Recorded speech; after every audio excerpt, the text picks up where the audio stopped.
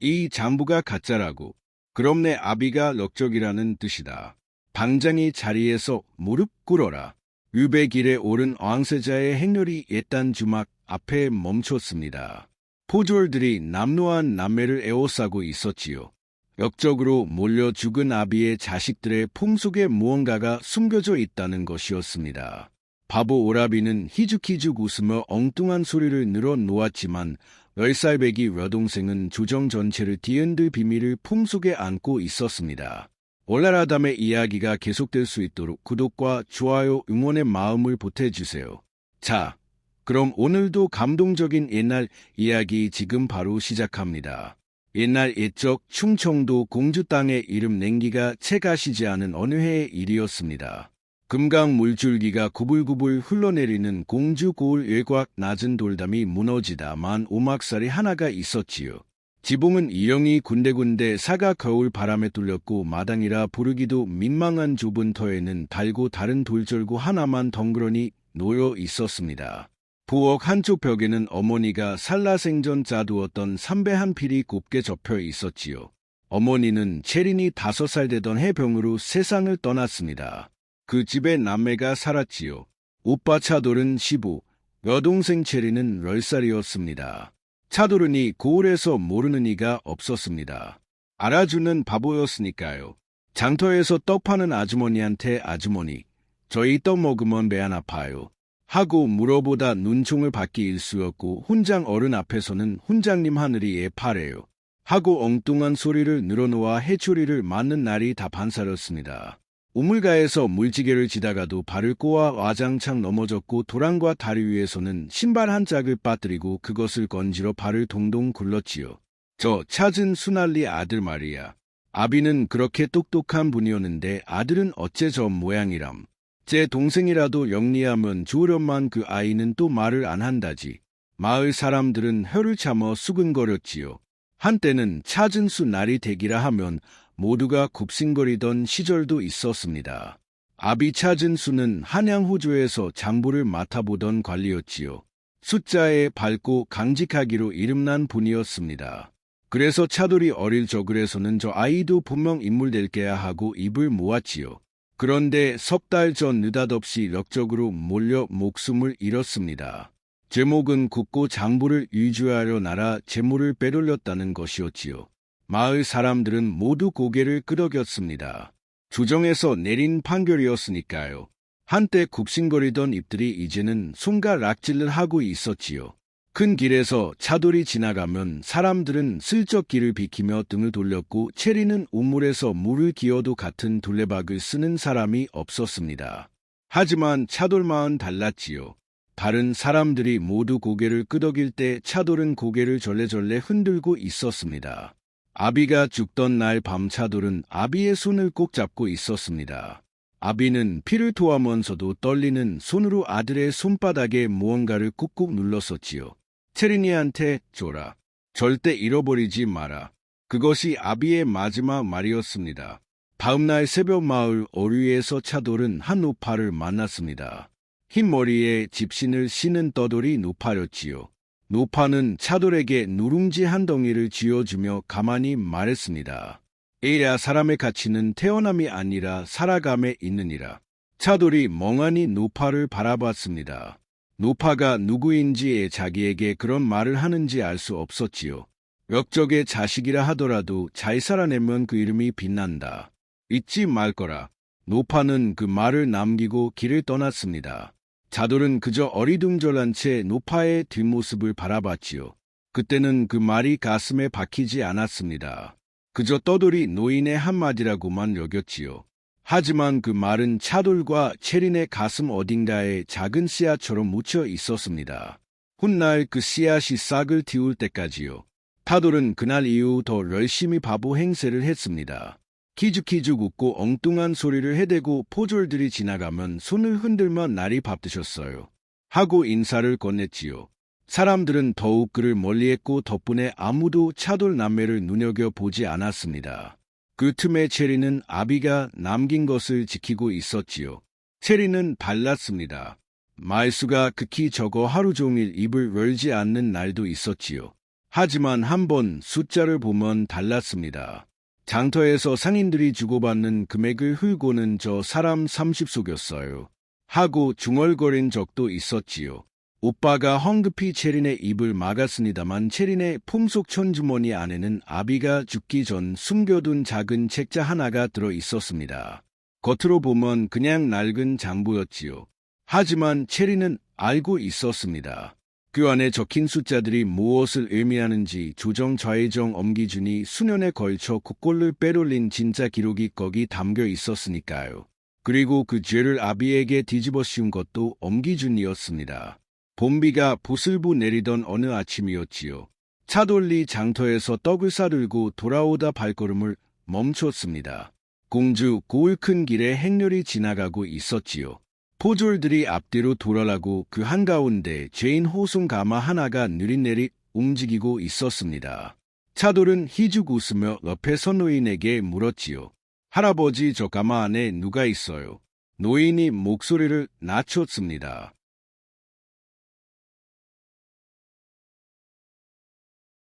운 함부로 입에 담으면 못 써 앙세자 맛이다. 업무에 원로됐다 하여 유배를 가시는 게야. 차돌의 눈에서 웃음기가 순간 사라졌지요. 아주 짧은 순간이었습니다. 그러고는 다시 희죽 웃으며 고개를 끄덕였지요. 아, 그렇구나. 불쌍하다.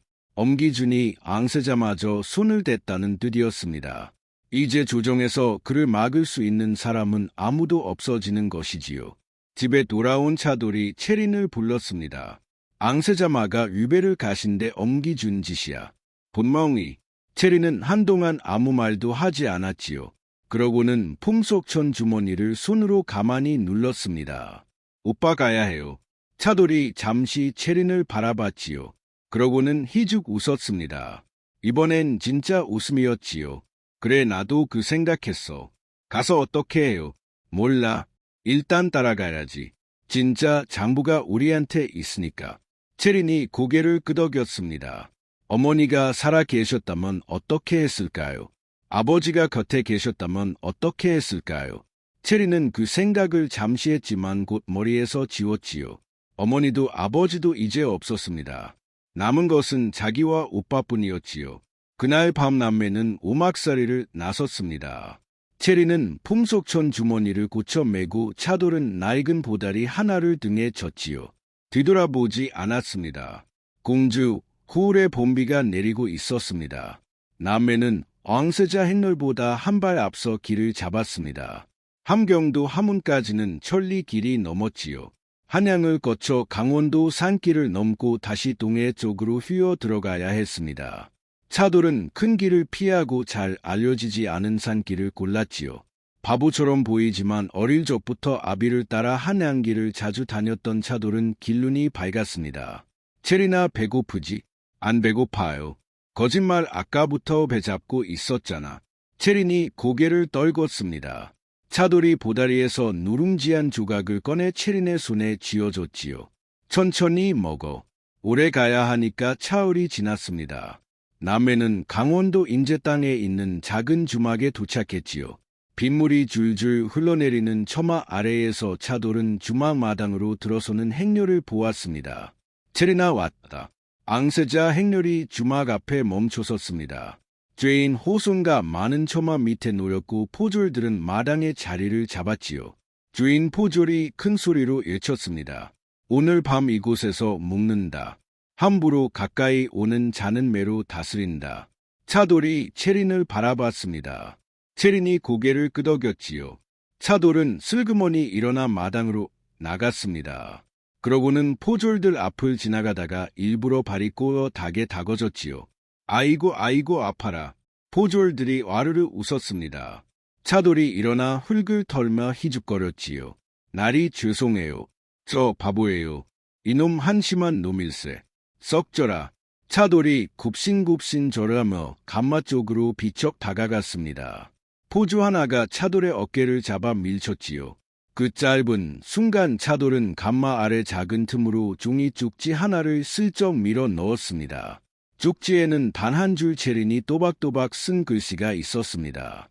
나 아버지의 진짜 장부가 있사옵니다. 가마 안은 좁고 어두웠습니다. 앙세자 이준혁은 무릎을 꿇은 채 천천히 종이를 펼쳤지요. 손이 떨렸습니다.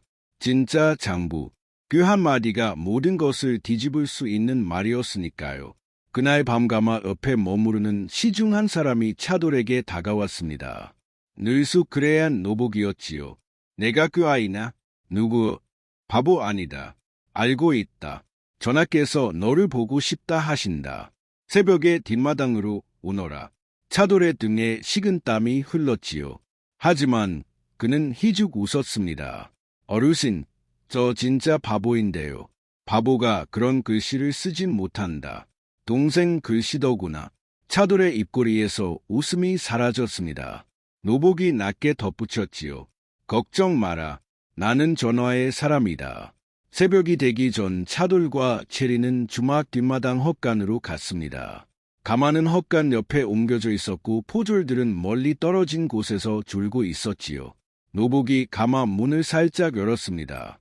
이준혁이 가마 안에서 두 남매를 마주했습니다. 20살 남짓한 청년이었지만 눈빛은 깊었지요. 내가 찾진 수의 자녀들이나? 차돌이 머리를 조아렸습니다. 전하 아비의 죽음을 어찌 보았느냐? 차돌이 잠시 침묵하다 말했습니다. 누먼이 옵니다. 전하 진짜 도적은 따로 있사옵니다. 이준혁의 눈이 가늘어졌지요. 엄기준 어찌 아셨사옵니까? 내가 유배를 가는 이유와 같은 자다. 이준혁이 천천히 가마 안에서 몸을 기울였습니다. 체린이라 했느냐? 그 장부 정말로 갖고 있느냐?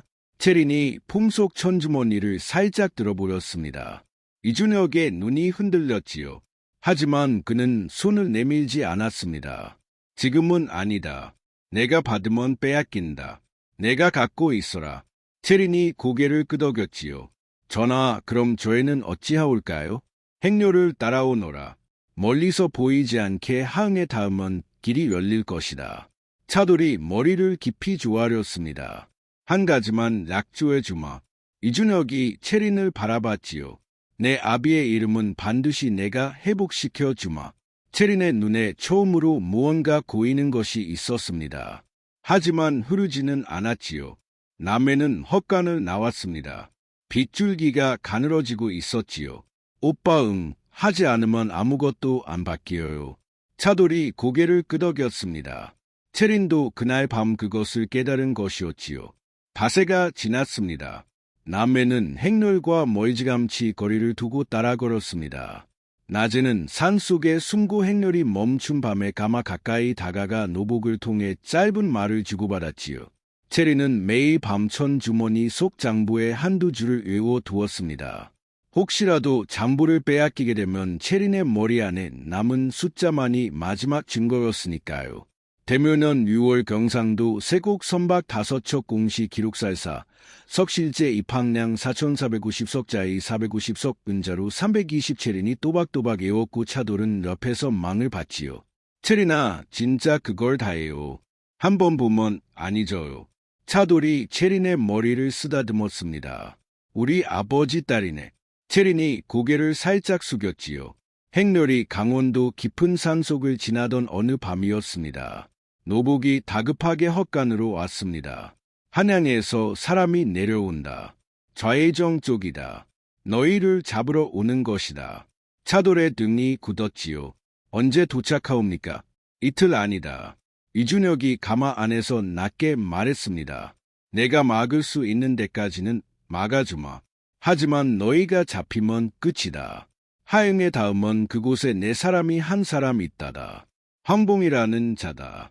객주를 가장한 내 정부책이다. 그 자에게 가면 한양 암행어사부에 닿는 길이 열린다.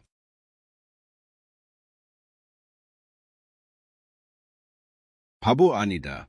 알고 있다. 전하께서 너를 보고 싶다 하신다. 새벽에 뒷마당으로 오너라. 차돌의 등에 식은 땀이 흘렀지요. 하지만 그는 희죽 웃었습니다. 어르신, 저 진짜 바보인데요. 바보가 그런 글씨를 쓰진 못한다. 동생 글씨더구나. 차돌의 입꼬리에서 웃음이 사라졌습니다. 노복이 낮게 덧붙였지요. 걱정 마라. 나는 전화의 사람이다.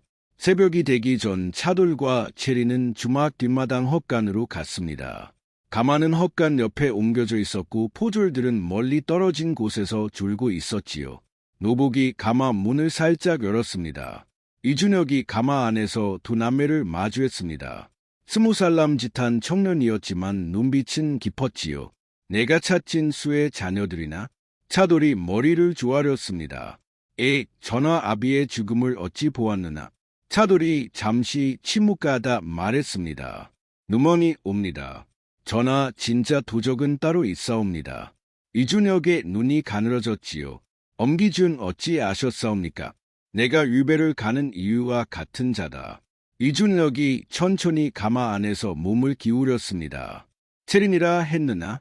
그 장부 정말로 갖고 있느냐?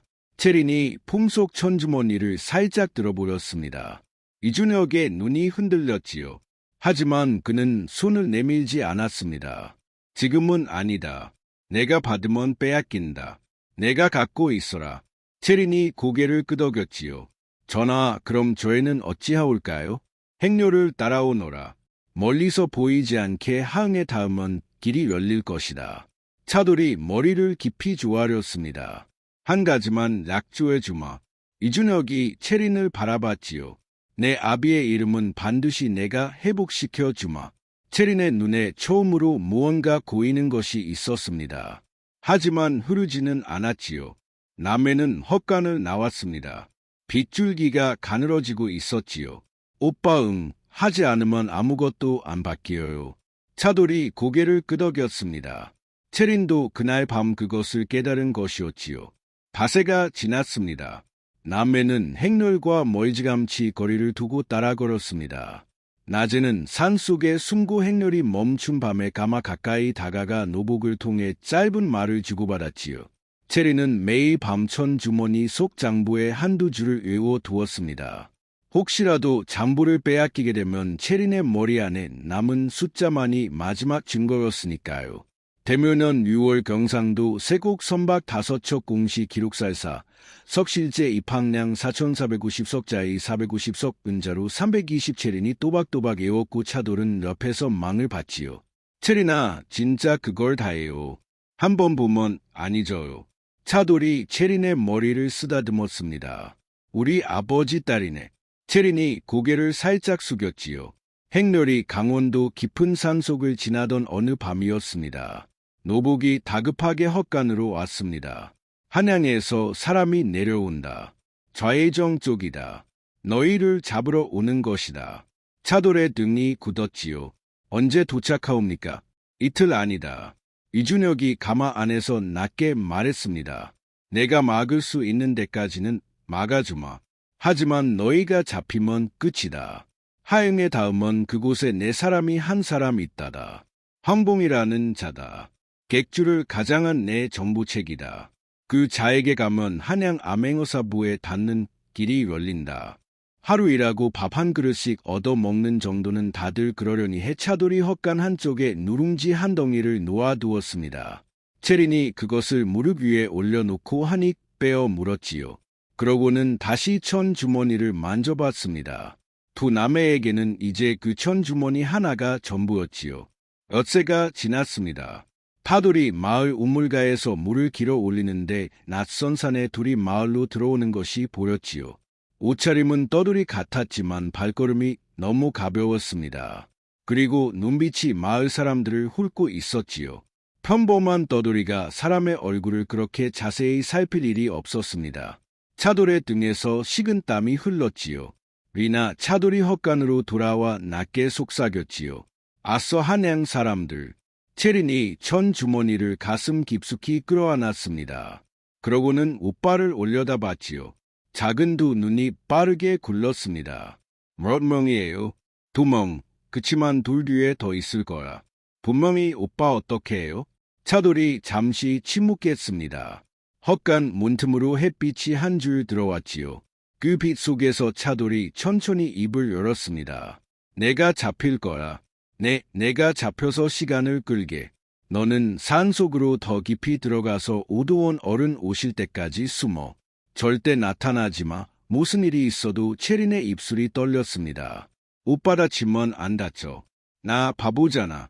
바보는 안 죽여. 차돌이 희죽 웃었지요. 하지만 체리는 알았습니다. 그 웃음 뒤가 떨리고 있었으므로. 체리나? 네, 오빠가 약속한 거 알지? 살아남으면 옆에서 지켜준다고. 네, 이번에도 그래. 살아남을게. 차돌이 체린의 머리를 한번 쓰다듬고는 헛간을 나섰습니다. 그러고는 마을 큰 길로 어슬렁슬렁 걸어 나갔지요. 희죽 웃으며 발이 자꾸 꼬이는 척하며 낯선 산에 둘이 차돌을 보았습니다. 하나가 다른 하나에게 무언가 속삭이더니 천천히 차돌에게 다가갔지요. 이놈 어디서 왔느냐? 저 공주에서 왔어요. 우리 동생 찾으러. 자네 둘의 눈빛이 번뜩였습니다. 동생이 길을 잃어서요. 어르신 우리 동생 못 보셨어요. 머리 이만큼 짧고 눈 크네요. 자네 하나가 차돌의 멱살을 잡았지요. 같이 가자. 차돌이 멀뚱한 표정으로 끌려갔습니다. 멀리서 헛간 문틈으로 그 모습을 보던 체린이 두 손으로 입을 막았지요. 울지 않았습니다. 체린은 울 줄 모르는 아이였으니까요. 다만 천 주머니를 더 깊이 더 단단히 끌어안았습니다. 오빠가 시간을 벌어주는 동안 자기는 살아남아야 했지요. 체리는 헛간을 나와 산속으로 더 깊이 들어갔습니다. 집더미가 쌓인 외양간 한 곳을 찾아 그 안에 몸을 숨겼지요. 주위가 가시지 않은 본 체리는 두 무릎을 끌어안고 앉아 있었습니다. 오빠는 어떻게 됐을까요? 살아 있을까요? 죽었을까요? 생각을 하면 가슴이 먹먹해졌지요. 그래서 체리는 생각 대신 숫자를 외웠습니다. 잠보의 첫 줄부터 끝줄까지 한자도 놓치지 않으려고 숫자를 외우는 동안에는 무서움이 잠시 멀어졌지요. 차돌은 마을 근 폐가 창고에 갇혔습니다. 이튿날 오전 좌정 엄기준이 직접 허문까지 내려왔지요. 한갑이 가까운 노인이었지만 눈빛은 매서웠습니다. 그가 차돌이 갇힌 창고 문을 열고 들어왔지요. 차진수의 아들이구나. 에이, 저 차수가 누구예요? 그렇게 모른 척해도 소용없다. 엄기준이 차돌 앞에 쪼그려 앉았습니다.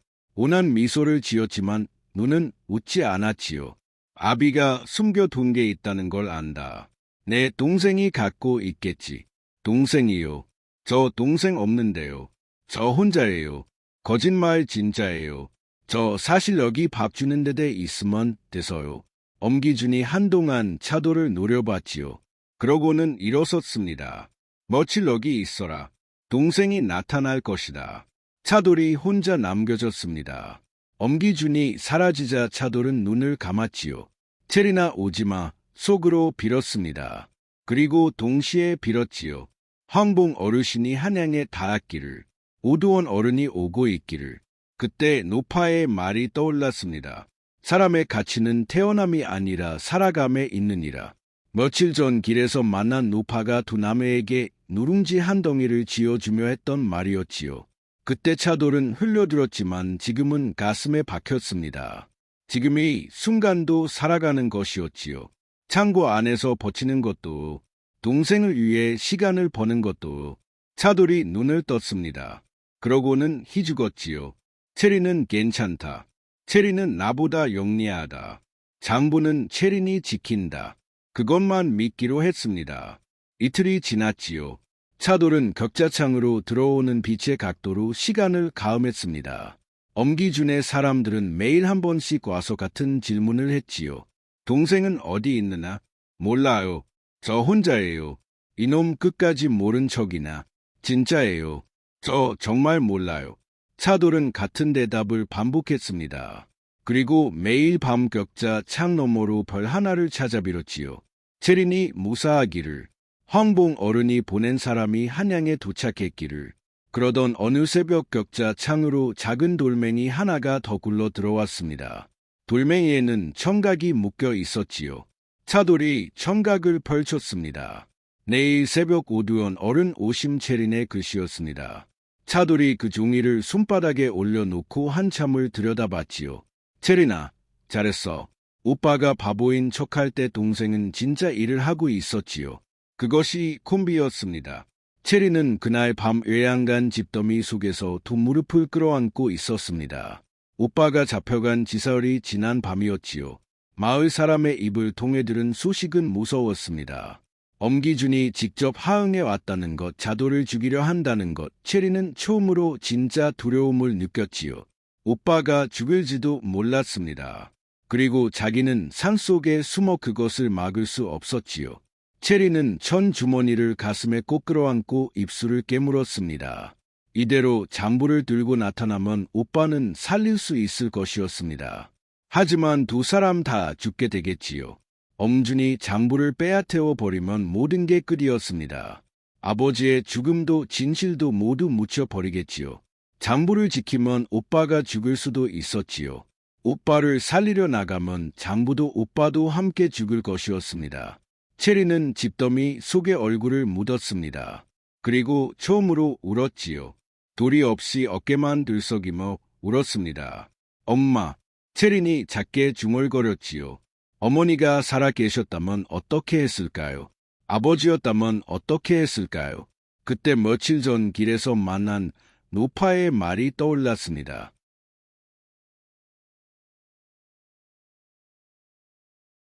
사람의 가치는 태어남이 아니라 살아감에 있느니라. 체린이 천천히 고개를 들었지요. 그 노파는 누구였을까요? 어쩌면 어머니의 영혼이었을지도 아니면 그저 떠돌이 노인이었을지도 몰랐습니다. 하지만 그 말은 지금 체린의 가슴에 박혔습니다. 살아간다는 것은 무엇을 하는 것일까요? 숨어 있는 것일까요?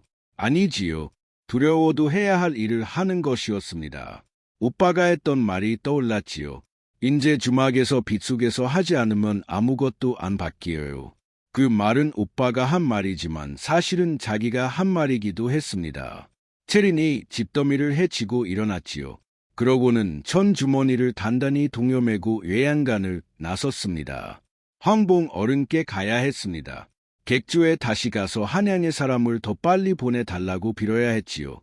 오두원 어른의 도착이 한 시즌이라도 빨라진다면 오빠를 살릴 수 있었습니다. 체리는 하행 객주거리까지 위길을 단숨에 달렸습니다. 몸밤이었지만 발이 시리도록 주었지요. 체리는 멈추지 않았습니다. 객주에 닿자 황봉 어른이 놀라서 체린을 맞았습니다. 아이야, 무슨 일이냐? 오빠가 잡혀갔습니다. 오두원 어른께 빨리 달라고 전해 주십시오. 한 시즌이라도 빨리요. 황봉이 체린을 한참 바라봤지요. 그러고는 뒤편으로 사람을 불렀습니다. 마을 가장 빠른 놈으로 한필 내고 김서방을 깨워라. 한양 가는 길목 중도참에 다 어른께 집보하도록 황봉이 체린의 어깨에 손을 얹었지요. 잘 건디다. 마지막까지 건더라. 체린이 고개를 끄덕였습니다. 그러고는 다시 산자락 외양간으로 돌아갔지요. 그날 밤 체린은 더 이상 울지 않았습니다. 밤한 천 주머니를 가슴에 안고 동이 특기를 기다렸지요. 별이 하나 돌고 있었습니다. 이튿날 새벽이었습니다. 엄기준이 다시 참고 문을 열고 들어왔습니다. 이번엔 포졸 5과 함께였지요. 그는 이미 인내심을 잃은 듯했습니다. 내 동생이 어디 있는지 말해라. 마지막이다. 저 동생 없어요. 이놈. 엄기준이 차돌의 먹살을 움켜쥐었지요. 차돌이 픽 웃었습니다. 어르신 화내시면 늙어요. 엄기준이 손을 부르르 떨었습니다. 그러고는 포졸들에게 명했지요. 이놈을 묶어 끌고 가라. 저 토담집으로 앙세자 앞에서 죽일 것이다. 그러면 동생이 나타날 것이다. 차돌의 등에 식은땀이 흘렀지요. 정말 죽일 셈이었습니다. 포졸들이 차돌을 묶어 토담집으로 끌고 갔습니다. 마을 사람들이 멀리서 그 모습을 지켜봤지요. 토담지 마당에 이르자 포졸들이 차돌을 무릎 꿇리고 칼을 뽑았습니다. 동생을 부르라. 엄기준이 예쳤지요. 차돌이 고개를 들었습니다. 어디선가 체린이 보고 있을지도 몰랐습니다. 차돌은 큰 소리로 외쳤지요. 체린아, 절대 나오지 마. 오빠 괜찮아. 엄기준의 얼굴이 일그러졌습니다. 이놈이 죽여라. 포졸이 칼을 들어올렸지요. 그때였습니다. 멈춰라. 마을 입구에서 우렁찬 목소리가 울렸습니다. 모든 시선이 그쪽으로 돌아갔지요. 마을 위에 한 사회가 있었습니다. 포졸 20명이 그를 호위하고 있었고 손에는 임금의 옥새가 찍힌 패가 들려 있었습니다. 암행어사 오두원이었지요. 엄기준의 얼굴이 하얗게 질렸습니다. 오사가 어찌 여기에 오두원이 말에서 내렸습니다. 그러고는 토담지 마당으로 성큼성큼 걸어 들어왔지요. 좌의정 엄기준은 즉시 무릎을 꿇으라. 임금의 명이다.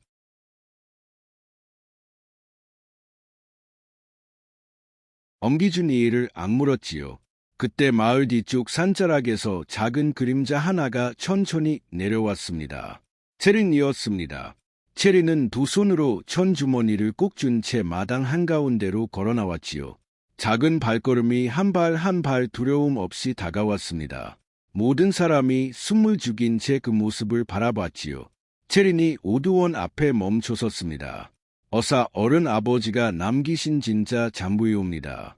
체린이 천주머니에서 작은 책자를 꺼내 두 손으로 받쳐 올렸지요. 오두원이 책자를 받아 펼쳤습니다. 한 장, 두 장, 세 장, 어사의 손이 떨리기 시작했지요.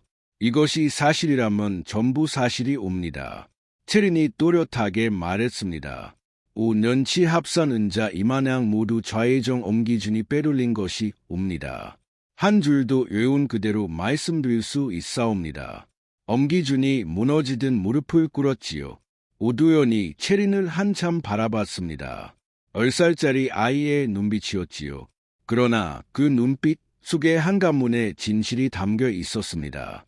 잘 가져왔다, 아이야. 한양에서 주상 전하의 명이 내려왔습니다. 좌의정 엄기준은 직접이 박탈되고 관하로 압을 받게 되었지요. 그가 빼돌린 은자 이만양은 모조리 환수되었습니다. 행령의 사슬에 가담한 관리 17명이 함께 잡혀 들어갔지요. 그리고 찾은 수에 죄가 풀렸습니다. 적이 아니라 충신이었음이 모든 백성 앞에 다시 새겨진 것이었지요. 무덤이 옮겨졌고 새로운 비석이 세워졌습니다. 앙세자 이준혁의 유배도 풀렸습니다. 그를 모함한 자들이 줄줄이 드러났고 이주혁은 한양으로 다시 돌아오게 되었지요. 조정의 대전에서 큰 의식이 열렸습니다. 임금이 친히 두 남매를 불렀지요. 차돌은 흙먼지를 털어낸 옷을 입고 체린의 손을 잡고 대전으로 들어섰습니다. 체린은 하얀 무명옷에 자근하고 있었지요. 임금이 옥자에서 내려와 두 아이 앞에 섰습니다. 내 아비의 중심을 너희가 지켰구나. 차돌이 머리를 조아렸지요. 전하 송구하옵니다. 저희는 그저 아비의 부탁을 지킨 것뿐이옵니다. 체린이라 했느나 전하 모든 숫자를 애웠다 들었다. 한 줄을 들려주겠느나? 체린이 잠시 눈을 감았다가 떴습니다. 계묘년 6월 경상도 세곡 선박 5척 공식 기록사에서 석실제 입항량 4,490석자의 450석 은자로 320량, 그중 100은 좌의정의 사가로 150은 호주 좌랑 김유성에게 70은 임금이 손을 들어 체린의 말을 멈췄습니다. 그의 얼굴에 깊은 감탄이 번졌지요. 되었다라. 이 아이가 진정 찾진 수의 딸이로다. 임금이 두 아이의 어깨에 손을 얹었습니다. 차돌은 사복시 벌제로 체린은 산악자로 키울 것이다. 고조에 두어 나라의 숫자를 맡기리라. 대전에 있던 신들이 술렁이었지요. 10살짜리 계집아이를 산악자로 두겠다는 멍은 전례가 없는 일이었습니다. 하지만 임금의 뜻은 굳었지요. 체린이 머리를 조아렸습니다. 전하, 송구하오나 한 가지 청이 있사옵니다. 말하라. 함은 객주 황봉이라는 자가 있사옵니다. 그 자가 없었더라면 저희는 한양에 닿지 못했을 것이옵니다. 또 인제 땅 주막에서 만난 노복한 사람도 저희를 살렸사옵니다. 그분들도 함께 기억해 주시옵소서. 임금이 잠시 체린을 바라봤지요. 그리고 천천히 고개를 끄덕였습니다. 황봉에게는 고조의 직임을 그 노복에게는 양민 신분을 내릴 것이다. 이름 없는 자들이 나라를 지킨 것을 잊지 않으마. 체린이 머리를 깊이 숙였습니다. 황봉이 일러주었던 그 말이 체린의 입을 통해 임금의 귀에 닿은 것이었지요. 대전을 나오면서 앙세자 이준혁이 두 남매를 불렀습니다. 체린아, 전하, 내가 가마에 넣은 그 종이 쫓지 말이다. 그 한 줄이 모든 것을 시작했다. 체린이 고개를 숙였지요. 차돌, 전하. 내가 바보 행세를 한 덕에 우리가 살았다. 너는 누구보다 영리한 자다. 차돌이 희죽 웃었습니다. 이번에는 진짜 웃음이었지요. 전하, 저 사실 좀 영리해요. 이준혁이 웃었습니다. 그가 두나메를 처음 만났던 가마 안에서 보였던 그 깊은 눈빛이 이번엔 가벼워져 있었지요. 너희들이 없었으면 나도 하얀 도담집에서 늙어 죽었을 것이다. 평생 잊지 않으마. 이준혁이 고개를 숙였습니다. 앙세자가 백성에게 머리를 숙이는 일은 흔치 않았지요. 차돌이 황급히 머리를 조아리며 손사래를 쳤습니다. 전하, 그러시면 안 되옵니다. 앙세자도 사람이다. 사람이 사람에게 인사하는 것이다. 이준혁이 천천히 고개를 들었습니다. 체리나 산악자가 되거든 나라의 숫자가 맞는지 늘 살펴라. 너처럼 한 자리도 틀리지 않는 사람만이 일을 할 수 있다. 멍심하게 싸웁니다. 전화와 남해가 대전을 나섰습니다. 봄 햇살이 따숩지요. 한양 종로 거리에 매화가 한창이었습니다. 차돌이 체린의 손을 잡았습니다. 체린아, 네, 우리 잘했지. 체린이 정말 처음으로 환하게 웃었지요. 10살 아이의 웃음이었습니다. 네, 잘했어요, 오빠. 그로부터 시간이 흘렀습니다. 세월은 빠르게도 지나갔지요. 차돌은 사복시 벌제로 일하다가 훗날 호조의 관직을 받아 늘 체린 곁을 지켰습니다. 여전히 사람들 앞에서는 어딘가 어수룩해 보였지요. 하지만 그 어수룩함 뒤에 무엇이 있는지를 체린만은 알고 있었습니다. 체린은 자라서 조선 최초의 여산학자가 되었습니다. 호조에 들어가 나라의 모든 장부를 살피는 일을 맡았지요. 그 어떤 관리도 체린 앞에서 숫자를 숙이지 못했습니다. 한 자리만 틀려도 체린이 짚어냈으니까요. 체린은 평생 동안 단 한 번도 행령을 놓치지 않았다고 합니다. 그래서 호조의 관리들은 체린을 어려워했고 동시에 존경했지요. 백성들은 그녀를 숫자의 여신이라 부르기도 했습니다. 하지만 체린은 그런 칭송에 흔들리지 않았습니다. 그녀가 매년 봄 매화가 피는 날이면 호조의 일을 잠시 접고 공주 땅으로 향했지요. 아비 차진수의 묘가 그곳에 있었습니다. 한때 럭적이라 불리다 충신으로 회복된 아비의 비석 앞에서 체린은 한참을 앉아 있었습니다. 오빠 차돌이 늘 곁에 있었지요. 오빠, 우리 잘 살고 있죠. 잘 살고 있지. 아버지도 보고 계실까요? 보고 계시지. 분영이 봄바람이 매화 꽃잎을 흩날렸습니다. 체린이 비석에 손을 대고 가만히 눈을 감았지요. 체린의 가슴 속 천 주머니는 이제 비어 있었습니다. 장부는 임금에게 바쳐졌고 동패는 황봉 어른께 돌려드렸지요. 하지만 체린은 그 천 주머니를 평생 품에 지니고 다녔습니다. 비어 있어도 그 안에는 너무 많은 것이 들어 있었으니까요. 아버지의 마지막 손길, 오빠의 바보 같은 웃음, 가마 왕세자의 깊은 눈빛, 인제 주막의 빗소리, 하얀 객주의 따뜻한 국밥, 그리고 한 노파의 말, 사람의 가치는 태어남이 아니라 살아감에 있느니라. 체리는 그 말의 뜻을 평생 살아내며 깨달아 갔습니다. 역적의 자식으로 태어났지만 진실을 포기하지 않고 살아간 것이지요. 그것이 자신과 오빠의 이름을 빛나게 한 길이었습니다. 매화가 다시 한 입 떨어졌습니다. 제린이 천 주머니를 가만히 얼루만지며 작게 미소 지었지요. 이제는 앞으로의 날들이었습니다. 사람의 가치는 태어남이 아니라 살아감에 있습니다. 차돌과 체리는 럭적의 자녀로 태어났지만 진실을 포기하지 않는 삶을 살아감으로써 그 이름을 빛냈지요. 어떤 자리에서 태어났던 길을 걸어가든 우리가 어떻게 살아가느냐가 우리를 만드는 것이었습니다. 다음 영상을 빠르게 만나보시려면 좋아요와 구독을 눌러주세요. 지금 화면에 나오는 월화담의 재미있는 영상들도 함께 해주세요. 그럼 모두 행복한 하루 보내세요. 감사합니다.